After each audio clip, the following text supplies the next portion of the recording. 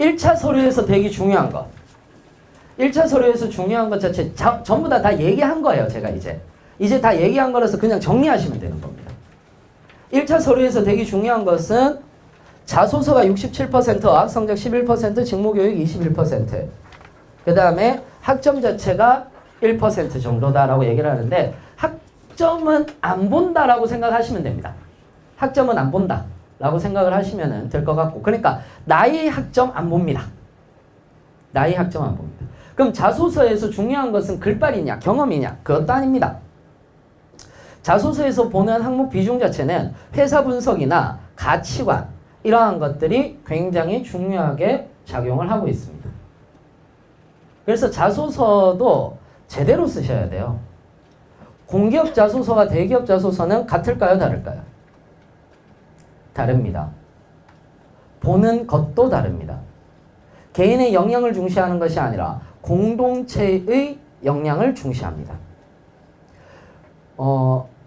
공공기관 개개인의 성향을 보면은 진보적인 사람들이 꽤나 많습니다. 같이 얘기를 하다 보면 개인적인 성향을 공기업 사람들이 진보적인 성향들이 많습니다. 실제로 공기업 사람들 중에서 정의당원인 사람들도 되게 많아요. 의외죠. 정의당원인 사람들도 되게 많습니다. 제가 정의당원이기 때문에 압니다. 정의당원이기 때문에 이제 같이 얘기를 하다 보면은 공기업 다니는 사람들 많습니다. 생각보다. 근데 중요한 거는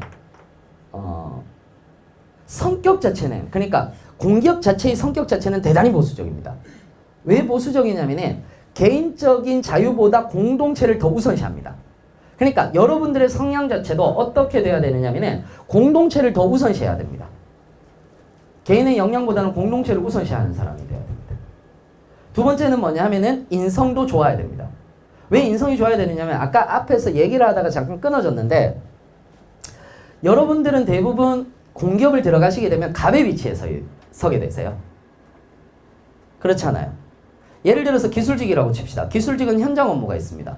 현장 업무를 나갔어요. 그러면은 현장 업무를 나가서 만나는 사람은 누구겠습니까? 현장 소장. 그럼 현장 소장은 누굴까요?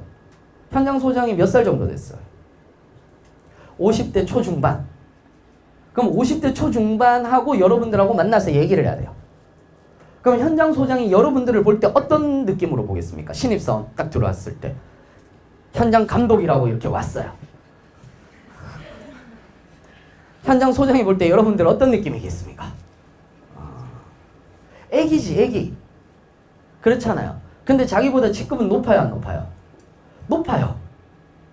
그러니까 남자분들은 확 느끼시는데 어떤 느낌이냐면은 병장 달고 있는데 병장 말년에 누워 있는데 갑자기 막 인관한 소위가 들어와가지고, 소위도 아니죠. 걔는 쏘가리라고 얘기하죠. 소위가 들어와가지고 네모반을 발로 차고 딱 들어오면서 왜 누워 있어? 라고 얘기하는 개념 없는 소위 같은 그런 느낌인 거예요.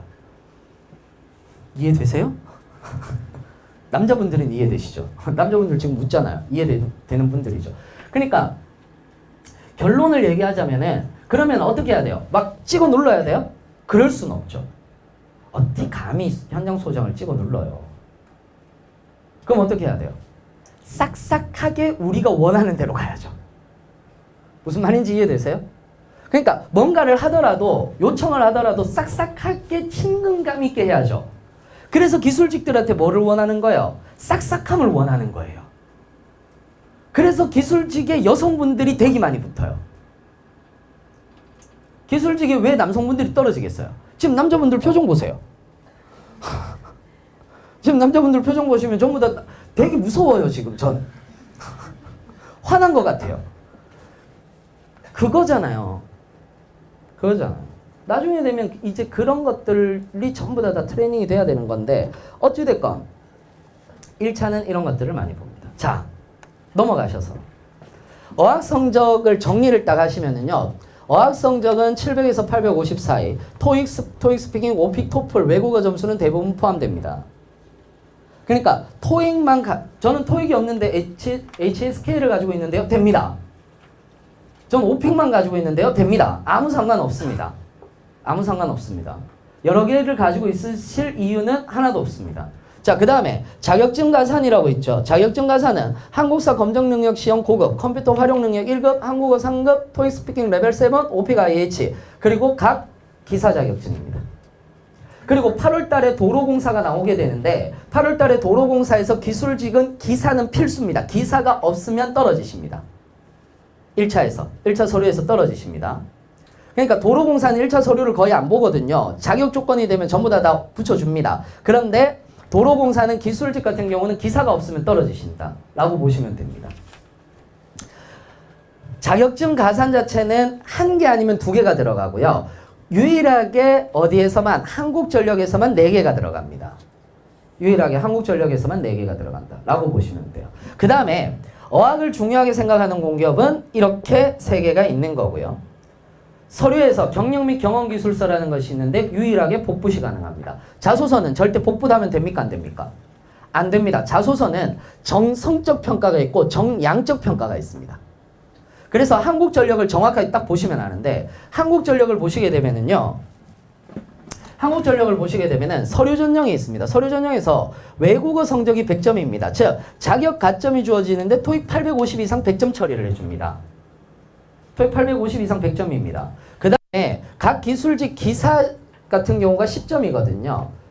10점이라서 여기는 140점 만점인데 송배전 올해 상반기 송배전직을 했을 때 115점이 거의 컷이었습니다. 그리고 사무직 같은 경우는 요거가 각 4개가 되는데 전부 다 5점입니다. 그래서 120점 만점이에요. 120점 만점이에요. 기술직도 이거 있으면은 각 5점입니다. 그래서 107점 정도가 사무직 같은 경우는 커트라인이었어요. 상반기 커트라인이 조금 높거든요.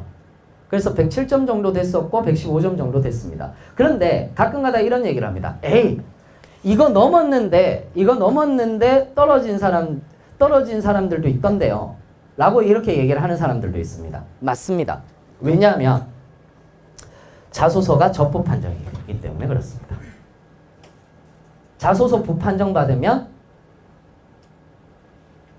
떨어지십니다. 실제로. 부판정 받으면 떨어지십니다. 부판정은 뭐냐 하면은 예를 들어서 정성적 평가를 보는 거예요. 정량적 평가를 보는 게 아니고. 정성적 평가라고 얘기를 한 것은 조건에 맞게 썼느냐. 2번째, 똑같이 쓰지 않았느냐. 저번에 냈을 때하고 똑같이 썼느냐, 똑같이 쓰지 않고. 그러니까 복붙하면 떨어지시는 거예요. 무슨 말인지 이해되시죠? 그거예요. 그래서 대부분 복붙하신 분들은 120점 넘어도 떨어지셨어요. 무슨 말인지 이해되시죠? 자꾸 이런 거 가지고 막 카더라 통신을 자꾸 믿지 마세요. 막 저한테 막 그래요. 선생님, 뭐 저한테도 그렇고 카페에서 알고 봤더니 960이라는데요. 알고 봤더니 900점은 넘어야 된다는데요. 알고 봤더니 몇 점 돼야 된다는데요. 라고 이렇게 얘기하지 마세요. 가만 생각해 보세요. 그게 채용 비리예요. 공기업에서 알고 봤더니 이렇더라 라고 얘기를 하는 것은 공개하지 않았다는 얘기잖아요. 그죠? 그럼 채용 비리예요, 아니에요? 채용 비리잖아요.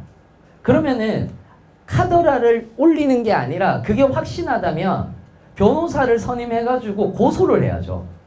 100% 이길 테니까. 현 정부 체제에서는. 당연한 거 아니겠습니까? 그래서 카더라로 가시면 안 된다는 거예요. 무슨 말인지 이해되세요? 그래서 요즘에 공기업에서는요, 2차 필기 점수까지 다 공개하는 경우들이 허다해요. 철도공사에서 딱 멘붕 오시잖아요. 시험 딱 쳤는데 바로 점수하고 평균 점수 커트라인까지 싹 공개해버리잖아요. 얼마나 좋아졌습니까? 가스공사 역시 마찬가지고.